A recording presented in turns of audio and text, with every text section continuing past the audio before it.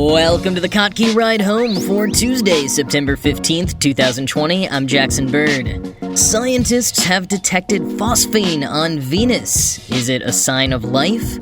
What it's like to be in the virtual audience of a televised game. If you have trouble breathing when wearing a mask, here is an explanation of why and some tips to help. And Shrek Fest is going virtual this year. Also, Shrek Fest is a thing that exists. Here are some of the cool things from the news today. So, the big news yesterday was that Venus may hold signs of life. Microbial life, specifically, not any alien friends or foes. A team of astronomers published their findings in a pair of peer-reviewed papers yesterday saying that they had detected phosphine in Venus's atmosphere. They say the primary explanation could be that something is alive on Venus. Quoting the New York Times, chemists compare phosphine to a pyramid, one atom of phosphorus topping a base of 3 hydrogen atoms. The NASA spacecraft Cassini detected it in the atmospheres of Jupiter and Saturn. In that setting, said Clara Sousa Silva, a molecular astrophysicist at Harvard University and one of the paper's co-authors, life is not necessary to form phosphine. The immense heat and pressures can jam the phosphorus and hydrogen atoms together to form the molecule. But on smaller, rocky planets like Earth and Venus, the researchers say there is not enough energy to produce copious amounts of phosphine in the same way. There is one thing, however, that appears to be very good at producing it: anaerobic life, or microbial organisms that don't require or use oxygen. End quote. Sarah Stewart Johnson, a planetary scientist at Georgetown University who was not part of the study, said, quote, "There's been a lot of buzz about phosphine as a biosignature gas for exoplanets recently. How cool to find it on Venus." End quote.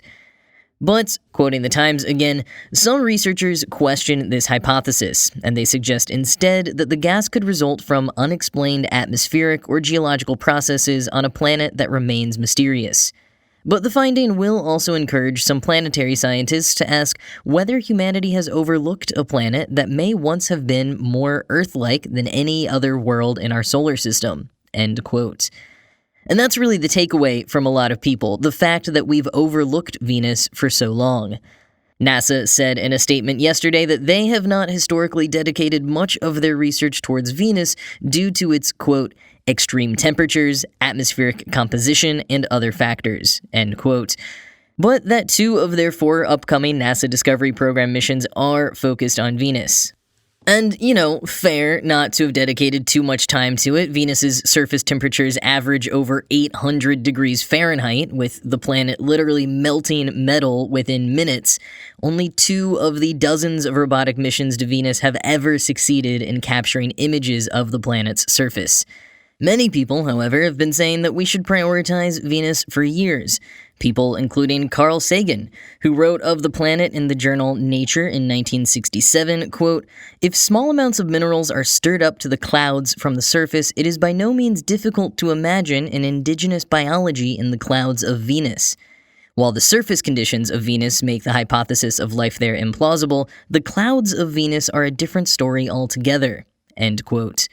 And continuing from Mashable, quote, "As Sagan pointed out, a high carbon dioxide atmosphere was no obstacle.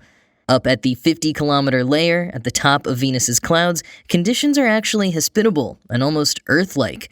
Organisms could thrive in the upper reaches the same way bacteria thrives around superheated CO2-rich vents at Yellowstone. Add sunlight and water vapor to CO2, he said, and you have the recipe for that building block of life, photosynthesis." End quote. Still, many are skeptical about the origins of this phosphine and what it means for possible life on Venus, but in order to find out more, we'll have to explore Venus more, and whether that yields a discovery of microbial life or not, it represents a definite shift in interest toward the second planet from the Sun. Longtime listeners of the show, will know that I have been fascinated with the many creative ways sports leagues have found to fill the stands during crowdless games, from cardboard cutouts to robots, and more commonly for the well-funded, virtual fans. I think the NBA, in partnership with Microsoft Teams, have been doing this on the largest scale so far, with courts in their quarantine bubble in Orlando having 17-foot LED screens on 3 sides of the court, all filled with virtual fans. Now, I'm not really a basketball person, so I haven't been watching the NBA games, but I have been watching Britain's Got Talent, where their used-to-be live, now pre-recorded shows feature a virtual wall of over 500 fans. It's honestly tough to figure out the perspective when watching it on TV. It looks absolutely ginormous, this huge, looming image of our Black Mirror reality, with the rest of the studio, what is usually a cozy-looking theater in London, now a disconcerting black hole of nothingness. As a viewer, I had so many questions. Are those real people? Are they actually watching it live? What if they misbehave? Is the applause and laughter we're hearing from them, or just canned sound effects like many games and shows have been using? How do you get to be in the audience, and what does it look like from their side? I haven't been able to find too many details about how Britain's Got Talent is doing it, and frankly, I'm sure none of you care. But a writer at Wired was invited to sit in on an NBA playoffs game between the Philadelphia 76ers and Boston Celtics in August and shared her experience, which shed a bit of light on some of my questions.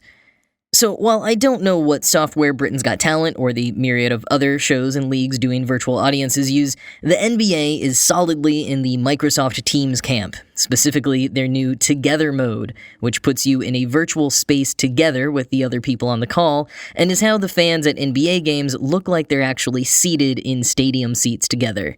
Unlike other virtual audiences like what we saw at the national conventions, who are just a wall of video conference rectangles. Each seating section is a different conference call, so you're not on a call with like 300 other people, just the few dozen or so in your section, along with staff members who are there to help you through the process and try to make you look all excited on screen. Now, as far as how to get a ticket, everywhere's doing it differently, but basically there's the invited guests, like retired players, there's slots for friends and family of the teams, season pass holders, people who enter a lottery for tickets, and press. Especially ones like Kate Nibbs from Wired, who tweeted a critique of the 2020 Michelob Ultra courtside virtual fan experience when she watched it on TV, and was subsequently invited to join and see it for herself. So, you can always go the critical tweet route. The way Nibbs described it, it seems like you could chat with the other people in your section, but presumably your conversation would not be projected into the stadium. And similar to some in-person games or a live recording of a TV show, Michelob Ultra had brought in a hype man and tried to engage the audience in different activities in between gameplay, like doing the wave, and they even did a Q&A with some of the NBA legends who were seated in their section. While parts of it are an annoying experience, like having to watch the game on a split screen on your computer instead of on the TV, and making sure to be on all the time instead of lounging back on your couch in all of your slovenly glory, Nibbs points out that all of that kind of makes it just like going to a game in person. You've got all of the inconveniences as well as some of the stuff that makes it really special, and overall you're kind of there more for the experience than really for the game, even if you're a huge fan. Some people think all of these virtual fan experiences are fairly dystopian to watch on TV, and that may be true, but I do think they're cool opportunities for fans and really do help the players or performers who tend to play off the energy of a crowd. Overall, I just think it's one of the many things that we're seeing some pretty creative solutions to right now that could maybe impact the way things are done in the future. So I'm definitely going to keep seeing how this plays out, and will update you whenever I come across a particularly interesting development. And on that note, you will be glad to hear that I did manage to find out how to enter for a chance of being picked to be in the virtual audience for the grand final of Britain's Got Talent on October 10th. So if that happens, I will report back all the details on what it's really like being a virtual audience member.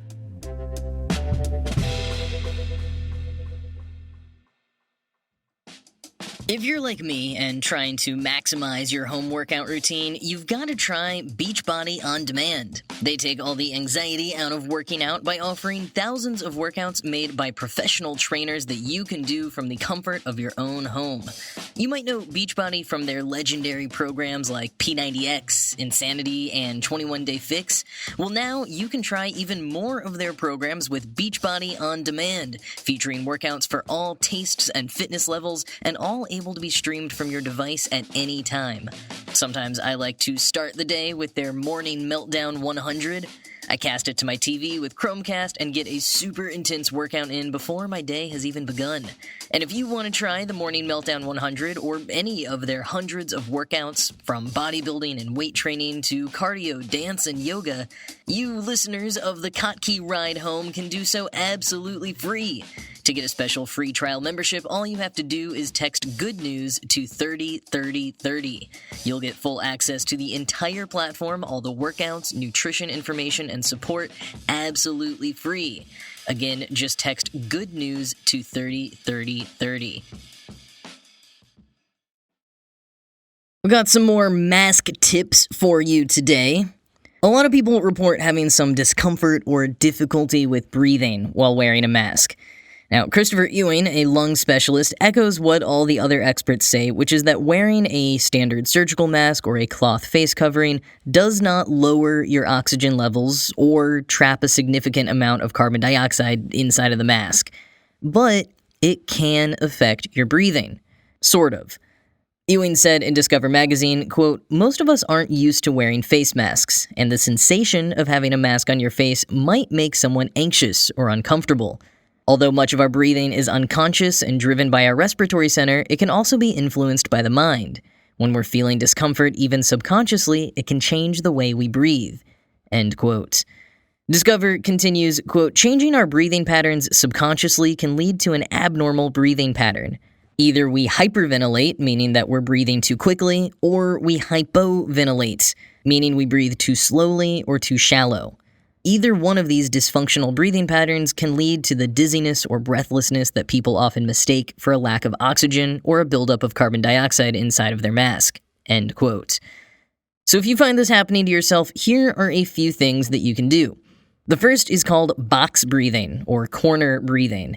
Visualize a box, and when you inhale, that you're filling all corners of the box with your breath. Count to 4 as you do that, and then pause, and slowly exhale. Another technique is called belly breathing, which is particularly helpful if you realize that you've been mostly breathing from your chest or up at your neck, which is common when you're stressed or anxious. So to practice belly or diaphragmatic breathing, put your hand over your stomach and focus on making your stomach expand as you breathe in and feeling your hand move back into you as you exhale.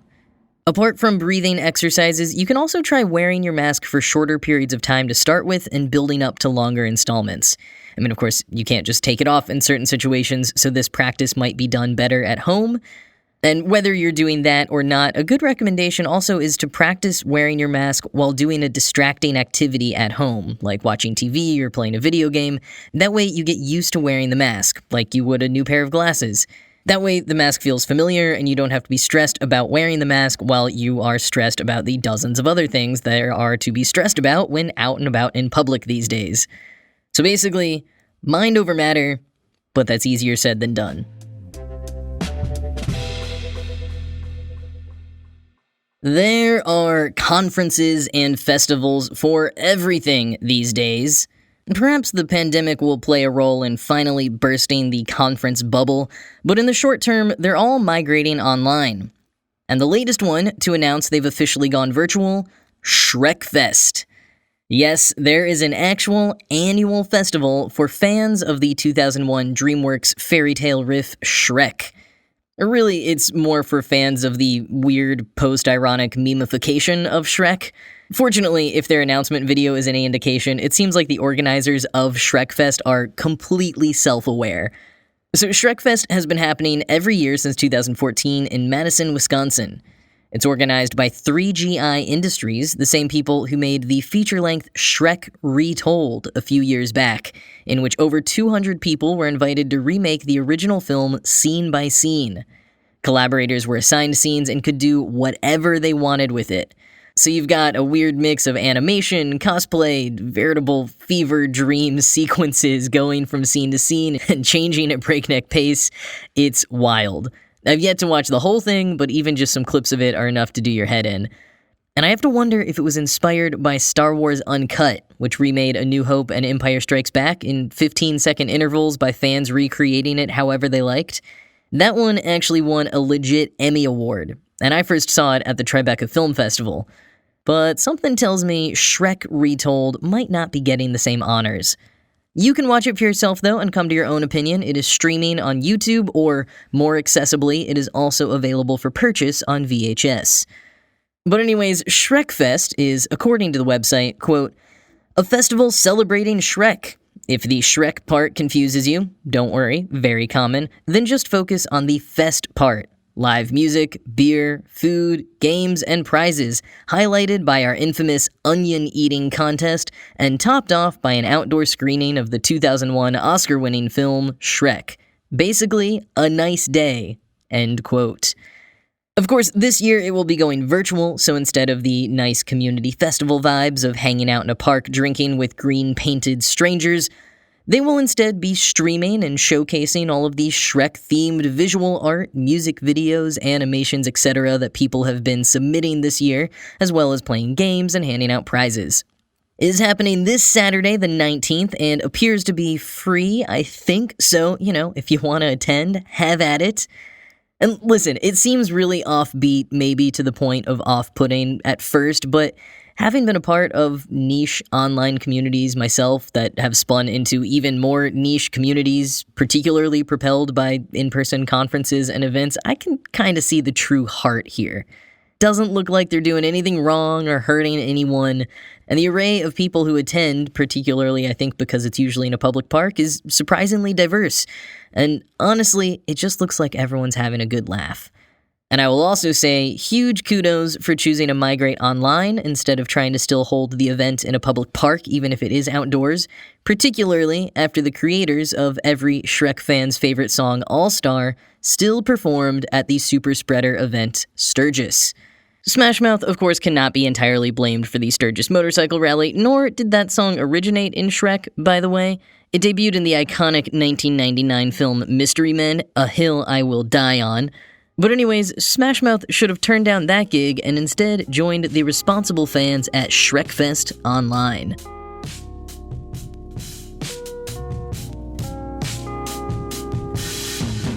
So as I'm recording this, Apple is kicking off their Time Flies event, and if you're curious about what they announce and what insiders think about it, be sure to check out the Tech Meme Ride Home, hosted by Brian McCullough. He'll probably be covering a few of the announcements on today's episode and even more tomorrow, so you can pull that up in your podcast feed. But that is all from me today. I am going to go watch Mystery Men on VHS. I hope you have a good rest of your day, and I'll talk to you tomorrow.